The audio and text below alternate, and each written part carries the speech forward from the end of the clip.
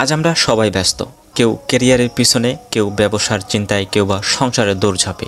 সকালে ঘুম থেকে উঠেই সারাদিন দৌড়াই, রাতে ক্লান্ত হয়ে ঘুমিয়ে পড়ি। কিন্তু কখনো কি ভেবেছি এই দৌড়ের শেষ কোথায়? আমরা কেন দুনিয়ায় এসেছি? আমাদের জীবনের উদ্দেশ্য কী? শুধু টাকা পয়সা কামানো, আরামায়েশ করা, নাকি এর চেয়ে বড় কোনো লক্ষ্য রয়েছে? কেউ যদি আপনাকে জিজ্ঞেস করে আপনার জীবনের লক্ষ্য কী, আপনি কি উত্তর দেবেন? অনেকেই বলবেন ভালো একটা ক্যারিয়ার করা, সুখী পরিবার গঠন করা বা সামাজিক সম্মান অর্জন করা।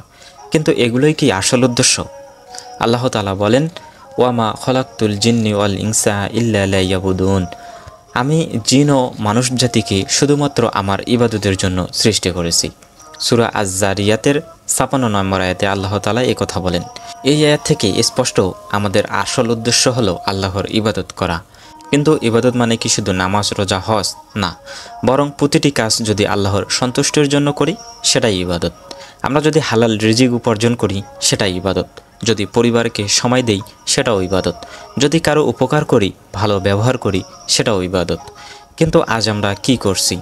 সকাল থেকে রাত পর্যন্ত শুধুই কাজ করছি, কিন্তু আল্লাহর কথা ভুলে যাচ্ছি। টাকা পয়সা কামাচ্ছে, কিন্তু সেটা হালাল না হারাম সে চিন্তা করছি না। পরিবারের জন্য সময় দিচ্ছি, কিন্তু সন্তানদের ইসলামের শিক্ষা দিচ্ছি না। তাহলে এই ব্যস্ততা কি আমাদের আসল উদ্দেশ্যের সঙ্গে মিলছে, নাকি আমরা ভুল পথে দৌড়াচ্ছি? একজন ধনী ব্যবসায়ী ছিলেন। তিনি সারা জীবন টাকা কামানোর পেছনে দৌড়ালেন। একদিন হঠাৎ হার্ট অ্যাটাক হলো তার।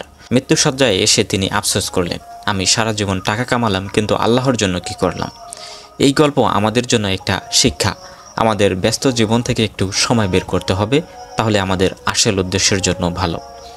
প্রতিদিন অন্তত ৫ থেকে ১০ মিনিট কোরআন তেলাওয়াত করতে হবে। নামাজ ঠিকভাবে পড়তে হবে, হালাল পথে রিজিক উপার্জন করতে হবে। আল্লাহকে স্মরণ করতে হবে, বেশি বেশি দোয়া করতে হবে। সন্তানদের ইসলামের শিক্ষা দিতে হবে। আমাদের জীবনের ব্যস্ততা যেন আমাদের আসল উদ্দেশ্য ভুলিয়ে না দেয়। দুনিয়া একদিন ছেড়ে যেতে হবে, কিন্তু কি নিয়ে যাব? আজ যদি আমরা না জাগি, তাহলে কবে জাগব?